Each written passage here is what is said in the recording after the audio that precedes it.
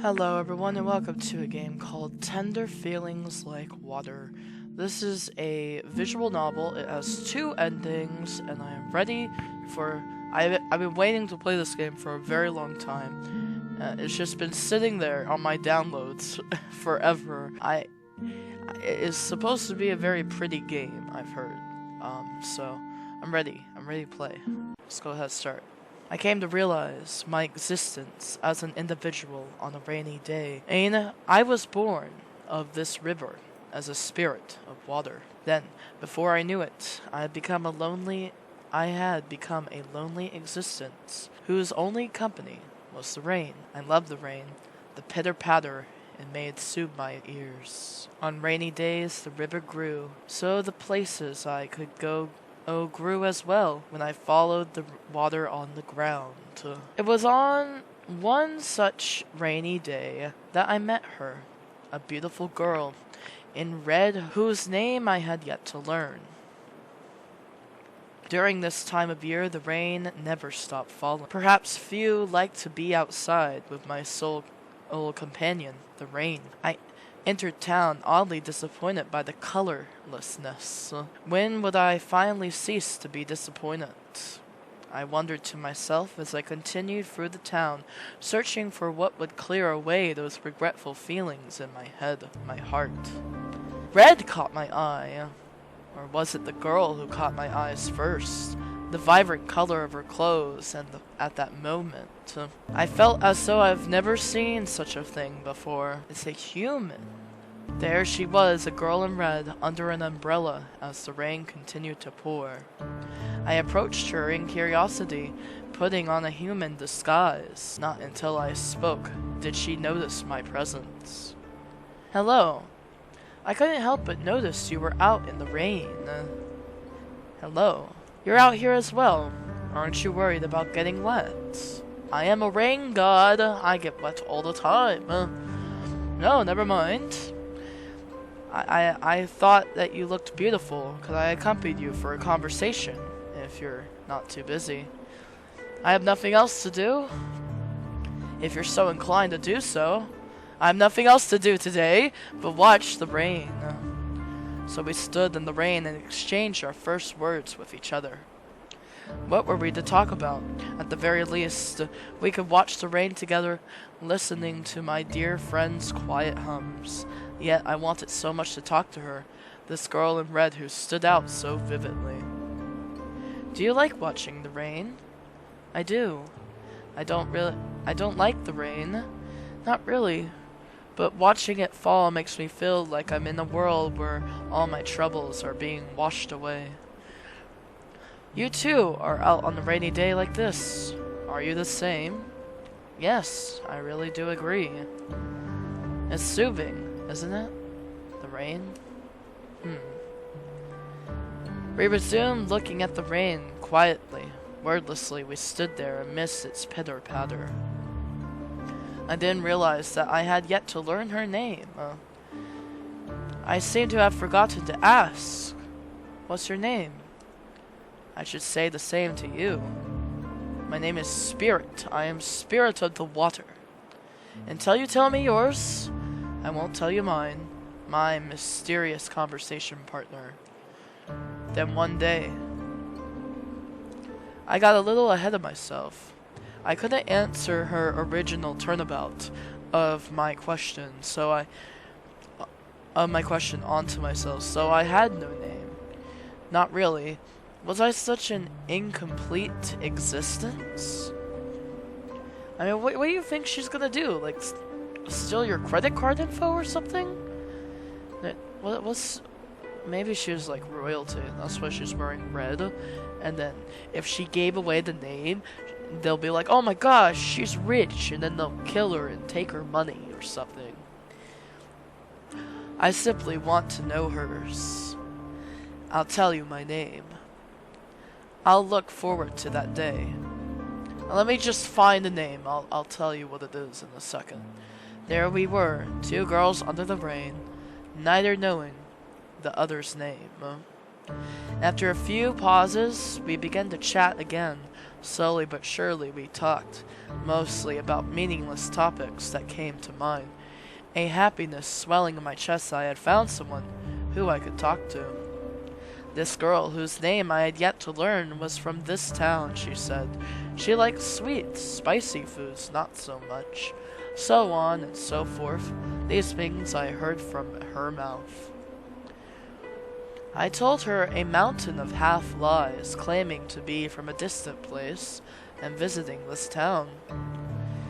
The way her eyes crinkled at my words made me feel as if my lies had been seen through. What a terrible feeling it was. Yet she smiled at me as we talked. I couldn't pinpoint the exact moment that my heart decided that I wanted to meet her again. I could only say that I really did have fun talking with her for the first time. I've gotten a little carried away talking with you. I hope I wasn't too much of a bore. No, not at all. I should be my line. The rain is getting heavier. She stuck her hand out in the rain, feeling the large droplets fall. Long, slender fingers. She started, but didn't finish. Instead, the expression on her face grew dark. Some masked man, a messenger perhaps, approaching in our line of sight. He whose face I could not see disturbed us. I didn't bother listening to his words, which were not directed to me. I knew that he was calling her away, but more importantly, when he came, she no longer spared me a single glance. How vexing that was. I'll have to go now, she said so quietly that I might not have heard her, still not looking towards me, but not yet following after the man, to leave. I whispered after her in the same way. Would she hear me? Will we meet again? I suppose we will. She heard me.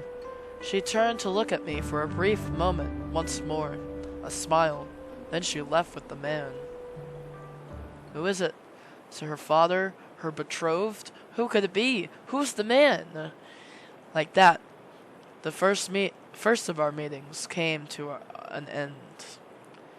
When I stood alone in the rain for a while after she departed, I felt that the rain seemed louder than usual. The silence was way quieter than usual. It's a cruel existence not being able to socialize too much. We met again soon enough. Similarly to the first, our second meeting occurred on another rainy day in this season, where rain never stopped. There's wet seasons and dry seasons in some places, so this is the wet season, eh? The pitter-patter filled our ears with a soft rhythm. I had to confess, although to no one but myself, that I had visited town with the hopes I would see her again. Obviously, she's your first friend. Amidst the sounds of my friend, I heard a humming. Someone was singing so faintly that one shouldn't have been able to hear through the rain. Was the singer even aware that she was singing? Recognizing the voice, I followed the sound of music until I found its owner. She, dressed in red, watched the rain listlessly as her lips moved, just so slightly, to a song without lyrics. I wonder where she gazed as she walked, ripples forming in the water beneath her feet from her steps. Then she stopped singing. An almost embarrassed expression fitted across her face as she noticed my presence. Good morning. We meet again. I liked the melody of her voice. Good morning. What were you singing just now? You heard? Yes, you're a wonderful singer. Don't tease me like that. I can barely sing even a small, all made-up tune like that. I'm not worthy of praise. She puffed her cheeks like a child. What an odd expression that was. A novel one to see on her face. Oddly enough, what a fittingly adorable expression that was. Alright, then I won't speak of that matter, as it should be. Are you watching the rain again today? I am. I have nothing else to do, but on rainy days, I can at least do that. Could I accompany you for a conversation today as well? We're already talking, aren't we? My mysterious conversation partner. You're right. You are. We quickly fell into stride, talking once more. I was sure she thought me a stranger for asking so many questions about what must have been mundane to her. I bet she doesn't get to talk about this that much. I wanted to know about the world she lived in and how she lived her life. Had I at some point lost focus as I looked at her? I had. She touched my cheek, jolting me out of whatever stupor I found myself in. Her hand was warm. You... No, never mind. What is it? It was nothing important. Seeing her brush away her self-interrupted thought, I didn't think to ask. Our conversation continued. When I touched my face with the lingering sensation of her fingers, I realized that my hands were cold. As our current topic came to an end, she paused for a moment. Open your mouth. Oh, why would I do such a thing? I did, as she said. As I did so, she placed a piece of something in my mouth. With that something came a novel sensation, a tingly, melty feeling that made my tongue feel warm. Is it sweet? That was what it was, sweet. A word that I'd almost forgotten in my surprise. It's sweet. What is it? I snuck it out earlier this morning. It's honey candy. Your favorite? It's what everyone gives me after I drink medicine. They say it's to get rid of the bitterness, but I can't help but taste the medicine from it now. But of course I still like it, so... She seemed happy today. So she's taking medicine, she's probably dying. Yep, all the pretty girls are dying, that's for sure. They all be dying in this stuff. I wasn't so familiar with the bitterness of medicine, so all I could taste was the smooth honey as she smiled softly the way she did. We continued spending the day together, sometimes chatting and sometimes just walking through the rain. Eventually we parted once more. Even after the candy had melted away in my mouth, the sweetness lingered in my mouth. I wondered if it would eventually turn sour, but it never did. The sweetness merely began to fade away after a while. Perhaps she was the same as me, in that we had nothing else to do in this world. Time and time again, I met with her during the season of unceasing rain. She seemed always to be idling, and she welcomed my company. We fell into a wonderful, unchanging routine. So I thought naively, in my world painted brightly with lies. When had I forgotten what I was? So I wonder if the spirit talks and becomes more connected with the human world, if she'll become more human and less of a spirit or something like that. I've seen stories like that. It was another rainy day. My first companion's tears fell so heavily that I could barely catch the rhythm of the pitter-patter. Spotting her in the rain in red, I approached. So thoughtlessly I had approached. I was unprepared for her greeting. I hate the river. Had she been crying? With the corners of her eyes rubbed red, she said these words that pierced my heart. I really hate the river. Her voice cracked a little. The pain hoarseness didn't fit her. If only it never existed. From the very start I lied, pretending to be human. She shouldn't have known that I was the river. Yet I still wished to the deities above to block away her voice as she spoke of her hatred of me. The life I fabricated for her.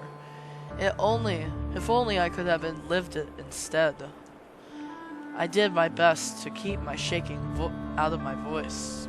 What happened? I'm sorry, I shouldn't have said that. No, whatever it is that made you sad, whatever the river did, it probably deserves to be hated. Thus it became that I should never tell her the truth of my existence. I, so pathetically cowardly, could not bear to become hated. Saying hypocritical words as my tongue stumbled over simple phrases, I found that I was terribly stupid. She didn't even want to hear these words of mine. Maybe. I'm not sure how to put my feelings into words right now. We stood quietly in the rain. Could you hold my hand? I nodded, unsure if it was okay for me to fulfill her request. I slowly took her hand and squeezed gently. Cold, her hand was unusually cold. I hoped that maybe my hand would feel warm to her. After a long period of silence, she finally spoke. I don't think I've ever told you about my family. I nodded, for she hadn't. My father was a scholar, and my mother was the daughter of a formal magistrate. I had an older brother who was studying for the imperial exams, and I was their pampered youngest daughter. She described to me an image that I could barely just imagine. This was a story of the past of a little girl and the people dear to her. It wasn't my fault that they had fattened me up with pastries. A shadow of joy persisted in her voice. The backs then. At that times, those innocent emotions that had filled the child she illustrated leaked out. Favorite daughter, they said. I was their only daughter. Back then, I hadn't appreciated them enough. If I could, I would go back in time to scold myself for being so unfilial. Was there a need to be greedy? Did I really need a prince to sweep me off my feet? Why did I complain about what we didn't have? Our modest life was the best for me. We had been planning a visit to the capital for my brother, but I fell ill at an inopportune time. They left me with a family friend and departed for the trip, saying it couldn't be postponed. Why did I throw a tantrum then? I didn't say a single word, only squeezing her hand again. I comforted myself in preparation for the ending of the story that I must have already known, yet had forgotten. In the end, I never saw them again. They got on a boat to get there by river, but I thought it was a bad fever dream. But the boat got caught in a storm. It sank and they drowned. I couldn't even cling on to hope that they would escape and survive because their bodies were found. Her voice grew painfully soft. They aren't the only people who the river had swallowed. Why was the river god so angry that they had to die? I hadn't even been angry. I'm also... No, never mind. I wanted badly to know this time, this confession of hers, that she began to cut off. This heart-rending choke must have been important. Of course, I couldn't ask what she wanted or didn't want to say. I shouldn't talk about this sort of thing. I'm sorry. You shouldn't apologize. I should thank you, my dear conversation partner, for listening to me speak. As she didn't know, I'd apologize no further. She couldn't know after all. I just hoped my expression did not give myself away. All the sorrow she had to face must have been my fault. I could not remember the events from before I knew I was myself. But the reality that the river has drowned people was undeniable and unpreventable. When we parted that day, I realized that I had been holding her hand the entire time. Oh, so the river god was created to make everything right with the people, the person that they hurt, right? That's what I'm thinking now. After that day, where I was sure she had cried, She did not bring up that matter again. However, I sometimes found myself wondering why her sad memories had struck her that days of all days. I met no answer. Another day we found each other again, conversing in the rain. I looked forward towards her. At a lull in conversation, I couldn't help but voice the thought that had been born into my mind the first time I saw her. You're beautiful, you know. You say these things as if you aren't. She reached out her hand to touch my face, caressing my cheek gently. Her hand, soft and warm, made my skin tickle and flush. When I first met you, you reminded me of someone I dearly loved before. Someone who had drowned before I formed a sense of self that I did not know yet. Then I discovered that you are you. Her face came closer to mine than usual. She was looking at me, her clear eyes reflecting nothing but me at the moment. What was the sound in my ear? The beating of my own heart? I don't regret that. Surely human beauty was a fleeting thing. Yet, what had formed in my soul was not an excruciatingly desperate something in my chest to love and be loved, twisting and curling. I realized that I had fallen in love with her, having no expectation for a future where I could tell her my feelings and hold her like a lover. I decided that I would simply want for a continuation of our casual days together. If I could ask one question of curiosity, that person, were they your first love? I don't know if what I felt for her was romantic love or not, but if it was, then my feelings wouldn't have been allowed. All I could tell was that the person she spoke of was truly treasured. But I want to know more about you, my beloved conversation partner. It's like we've known each other for so long, yet I know so little about you. I always end up talking too much. I enjoy listening to you talk, as do I to you.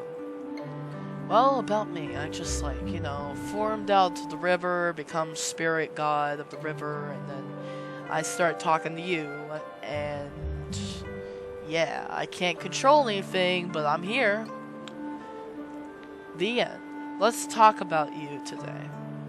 To those pleading eyes I could not refuse. For some reason I thought to myself that I couldn't lie to her today. How odd it was to talk about myself. What weather did I like?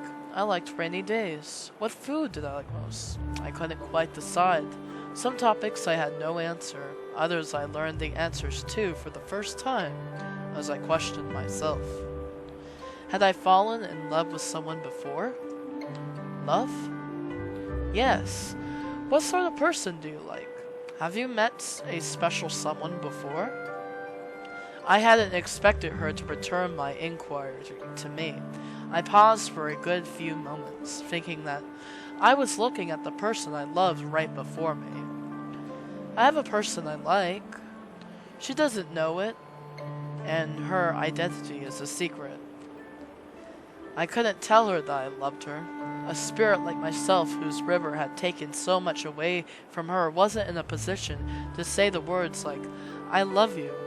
Even if I could, I feared the pains of rejection. We were friends at this moment. Complacently, I was already satisfied. Now you made me curious and a little jealous. That person is lucky to have been liked so much by you. If she meant what she said, then I would be overwhelmed with joy. We talked and talked and talked. Eventually the day ended like all days. As I waved goodbye to her departing form, I couldn't help but wish for our time together to last forever.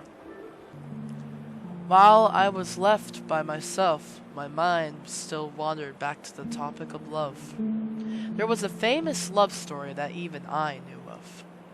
The story of the cowherd and the weaver girl was about the star-crossed lovers, one a humble human man, and the other the daughter of the heavens. They met and fell in love and eventually formed a family. Yet the girl's parents, the gods, decreed that she shall not be with such a human man, and tore her away from her husband. What were the two lovers but two creatures from worlds completely different? They were two people deeply in love. They were so deeply in love, it may have been the sorrow of the lovers that allowed them to once again meet. Magpies formed at a bridge for the pair, allowing to do so once a year. A mortal man and a girl from heaven would thus cross and meet upon the bridge as lovers. Was love such a powerful thing? Returning to my river, the rain continued to fall. This companion of mine was ever present, just a little. I talked to it and asked it all those questions in my mind. I'm sure even you heard of this story. Yet the rain never answered. My taciturn friend, who had been by my side forever, had never once spoken to me in words. I want to see her again soon. I sighed as I melted into the river water. As with this time of year, the rain filled the river up to the brim, making the water rush furiously.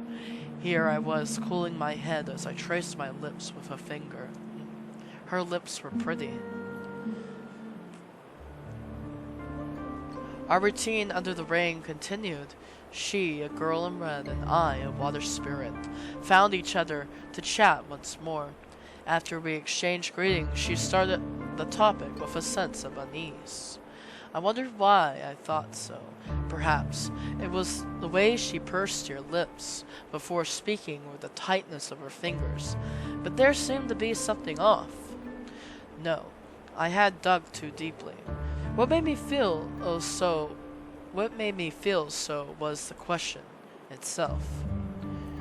What would you do if you died tomorrow? What would I do? Could I die? How would I die? This morbid question sent a jolt of realization through my mind that we would one day have to say goodbye. A goodbye with the rainy season ends and I could no longer come to meet her. I didn't dare think of the other form of goodbye, even as I voiced it. Death would mean never meeting again. I would want to know.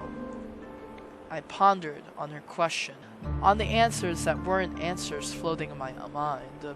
I didn't know because I didn't like to imagine the matter when regarding me and her. To spend it with someone I love.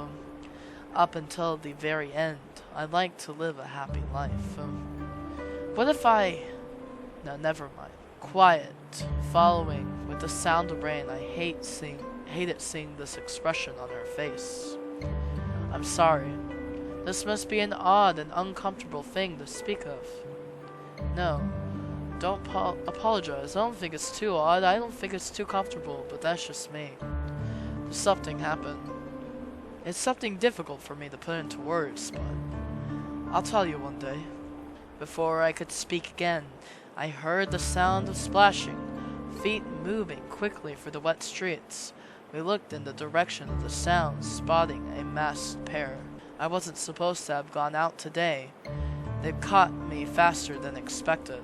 The pair looked just like the man with the mask who had taken her away on the first day we met. They spoke in hushed tones to each other, and in scolding ones to her. They were going to take her away. The words towards her brought up anger within me, but she shook her head slightly as she saw my shoulders rise. I didn't listen to their words. Not really. Those words were not directed to me, of course. I understood that they were taking her away and forcing that painful expression onto her face. As I was present, they said no specifics about what they were doing. Goodbye. Oh, where are they taking her? Home? Because she's sick and probably shouldn't be out in the cold rain? Then she was gone. Or are they nefarious? Is it worse than we continued? Rain continued to fall the day after. As always, I entered town to seek her out and chat. Yet, from that day on, I could no longer find her. The girl in red was nowhere to be seen under the rain. Oh no, something's going on. They prevented her from leaving. I contemplated my loneliness at the river, pitter-patter. In fact, I was the river, talking in the languages of water to only the rain, my once and now more sole companion. What happened to her? No matter how much I searched, I couldn't find her. She was surely somewhere I couldn't go. That could be a place as simple as indoors, anywhere my water did not enter. Perhaps she had fallen ill. Maybe she was just busy. What about the people in masks who took her away? At the very least, I wanted to know if she was okay. I want to see her again. The rain continued to fall. Water droplets hit the ground and the river surface. I talked, even when no one could hear me. The echoes of her voice floated in my ears. The warmth of our fingers brushed against each other as we chatted, lingering in my soul. These feelings were absent when I talked to the rain. I'm not alone. But you've never spoken a single word to me, and you'll never respond to me. What bitter words these were that left my mouth. Should I have apologized when all I could hear from my words were the truth? I didn't. The rain made no move to respond. My heart ached. Some spirit can't even control the water. Can't even waterbend. Spirit can't even talk in the water language. Not powerful enough. Oof. Slowly, but surely, life reverted to as if it were before I met her. Alone, an entity of just water, with only the rain beside me. I closed my eyes for a moment. During this time of year, the rain never stopped falling. I discovered a wedding procession heading towards the river. A bride sat with a magnificent sedan. Sedan? It's a little too old. Wait, we're not in the modern era. There's no cars. What does this mean? A large dowry followed her, carried chest by chest, seemingly unending. Red, the color reminded me of the girl whose name I still yet to learn. Why would there be a wedding now of all times? Why would they head towards the river? Why were people wearing masks like those of who took her away a part of this procession? They stopped at the river. There was no groom in sight. The bride stepped out of the sedan, face covered with a red veil, a familiar figure.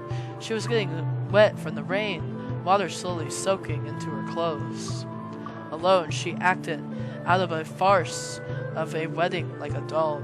The ceremonial cups by herself, she bows by herself, she performs with the eyes of the people behind her trained onto her form. It was a dead wedding, like the marriage of a concubine into a house, yet they sent her in red. They sent her with a generous dowry. I want to ask what they were doing, a frustration bubbling in my chest as I watched unseen to them all.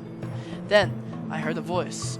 No, it was a whisper, so quiet that none heard but me. I knew this voice, a voice I yearned for, this voice like the sound of tears. I don't want this. She's probably a sacrifice now or something. What made her so sad? What mad games were the humans here playing? A strong gust of wind blew by, throwing rain into the faces of everyone present and tearing away the veil from the bride's face. The veil flew far, far away. I saw her face. I met her eyes. She did not meet mine. She was, as I suspected, my dearest conversation partner, the girl who I had fallen in love with. Still, She looked away.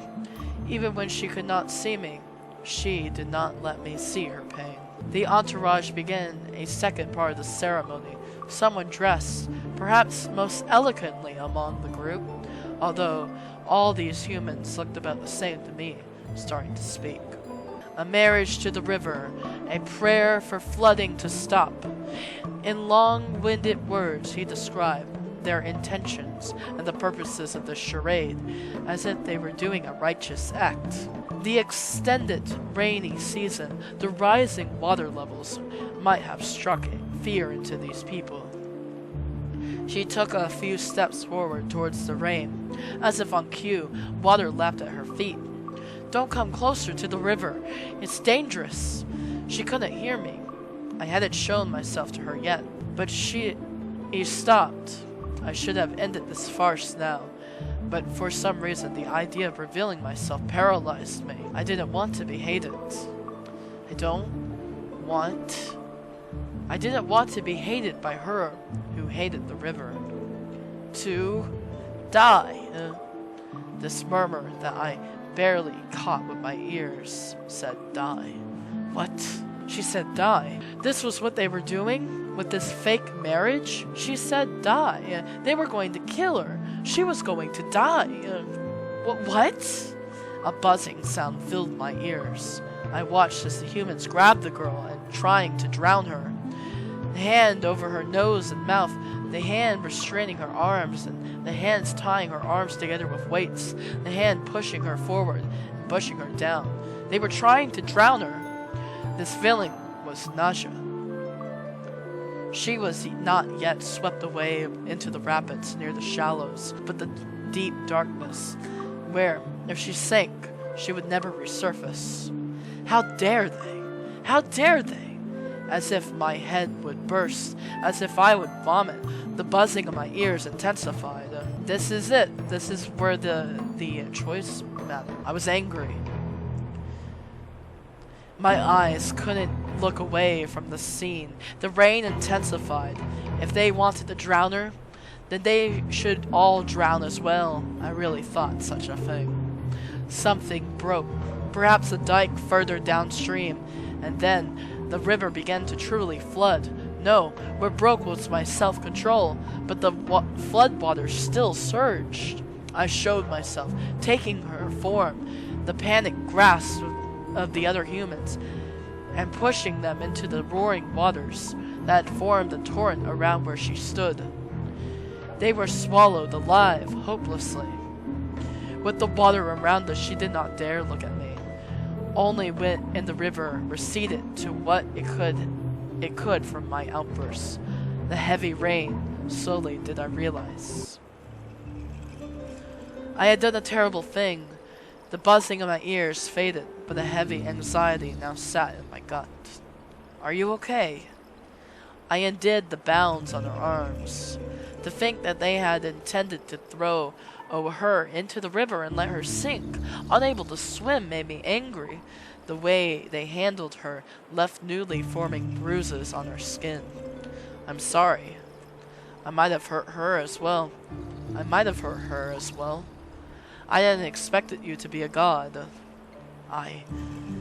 No, never mind. I'm sorry. I won't come find you again. She was scared. Her trembling shoulders were because of me.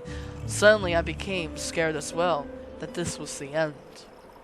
Let me send you back to town. I couldn't let her walk all the way back by herself. If she returned alone, I couldn't imagine what the response the townspeople would have when the others had perished in my wrath. Her suffering was not allowed. Taking her back to town, I made my presence known as the river god and demanded that no harm fell upon her. Human sacrifices to the river were unwanted. I was playing God. Then, that was it. I returned to the river alone. Eventually, the rainy season came to a close.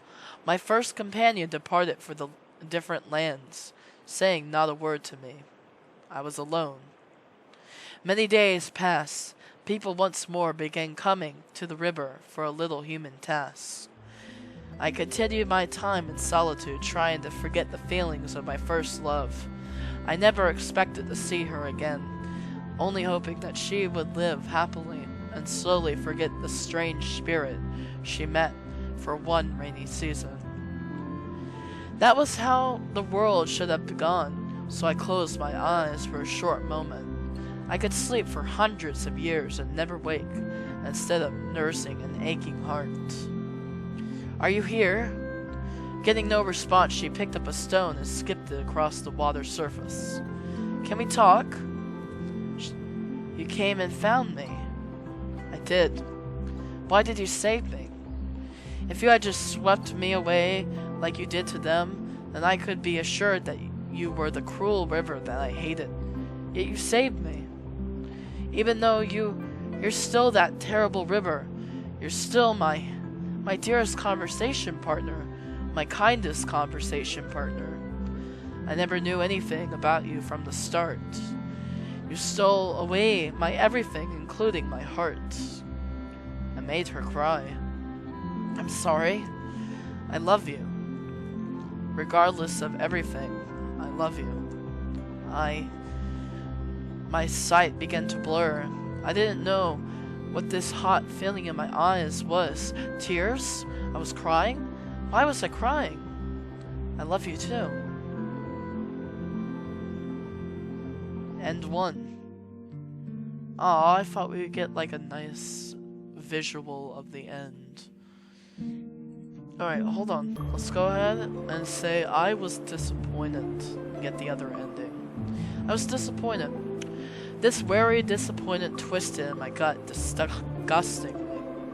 If only I could just wash away these humans all away. I could just wash these humans all away. I could, but I wouldn't. More importantly than anything, I had to save her, the girl I loved. If my cowardice or rage cost me her life, then I would regret this day forever. I manifested myself to them, prying her from their grasp. The rain lightened. As if to tell me to ignore my urges for destruction, the rain became much softer than it had been before. Those people who had just tried to kill her stared at me in shock before dropping to their knees and kowtowing. I was a god. I was the river spirit. Therefore, to these humans, I was a god. The river needs no sacrifices. Holding back my desire to scream at them, I spoke simply to dismiss these masked people. Am I not your god? I am a merciful god. Do not do this again. Leave now. I must talk to the girl for a while. I let them bang their heads to the ground, their voices trembling, as they apologized for their angering me, before they turned their tail and left. I undid the bounds on her arms. To think that they intended to throw her in the river and let her sink, unable to swim, made me angry. The way they handled her left newly forming bruises on their skin. I'm sorry. So you're the river god. I guess I am. You saved me. You said you didn't want to die. I didn't want you to die. And she began to cry, tears overflowing from her eyes. She choked on her relief, breathing spasms with hiccups. I held her tenderly until she had let out all her tears. This is a better ending. Controlling your anger? Thank you. Do you hate me now? Why? Because I'm the river.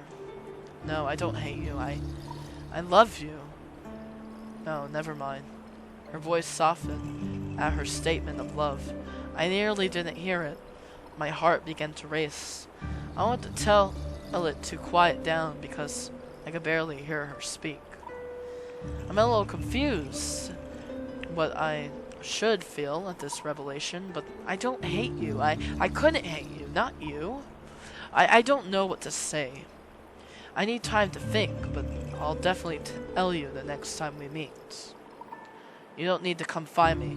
Next time, I'll come find you. So please wait for me. I was pulled into her determination. I will. She needed time to think. I couldn't let her walk all the way back by herself, nor did I want to do such a thing when I could spend even a little longer with her. May I escort you back to town? She nodded, so I took her back to town. Revealing my presence to the townspeople, I wanted to ensure that she stayed safe. If they dared try to drown her again, I wouldn't be able to hold back. Let's meet again. I'll come find you. After lingering for another few moments, I returned to the river. See, okay. Eventually, the rainy season came to a close. My first companion departed for different lands. Saying not a word to me, I waited for her to come find me. I wanted badly to see her again, yet I had promised to wait for her, so I waited. Even if I had to wait for hundreds of thousands of days, I would have waited. Of course, she didn't make me wait that long. I always had an inkling that something about you was different. Even so, I like you. I like you for who you are, for who I knew you to be, and from our short time together, a kind and beautiful girl. Before I knew it, I had fallen in love with you. I love you. I love you too. My chest felt like it was about to burst. My heart raced, blood flowing to my head. Had I heard her words correctly? Had I voiced my feelings correctly? I loved her. I loved her so much. A dam for happiness broke somewhere in my mind. Can I kiss you? She nodded bashfully. Warm, soft, and sweet. This tender feeling filled up my heart. I love you. I wanted to spend eternity with her. I wanted to learn much more about her. This love story of ours, I hope for its continued happiness, for it to continue being bathed in tender feelings like water. Name drop! And 2. Aw, man. A beautiful, ending, picture would have been very nice. But otherwise, it's a very pretty story. And it does talk about, feelings and stuff. How it's okay to feel angry about what someone's doing, but to kill them is probably not the best idea. And these people, they loved, I guess, the river. They wanted so badly to appease the gods that they let their paranoia take a hold of them, and they thought they would do anything for the river to just keep themselves safe, They just want safety, and they thought that if they sacrificed somebody, it would assure their safety, And the river, it could get angry at it. It's a god, so it can do whatever he wants. Gods can do whatever they want, I'm sure. So the river got angry, or the river was just like, what are you people doing? Come on now. I don't need a sacrifice for this. It's like a disappointment. You don't have to kill a bunch of people, just let out your anger, I guess. That's the moral of the story. Do not kill people to let out your anger. That is not nice. Okay, that is tender feelings like water. I hope you guys enjoyed the video. Thank you so much for watching. And, yeah, we'll see you in the next video. Goodbye.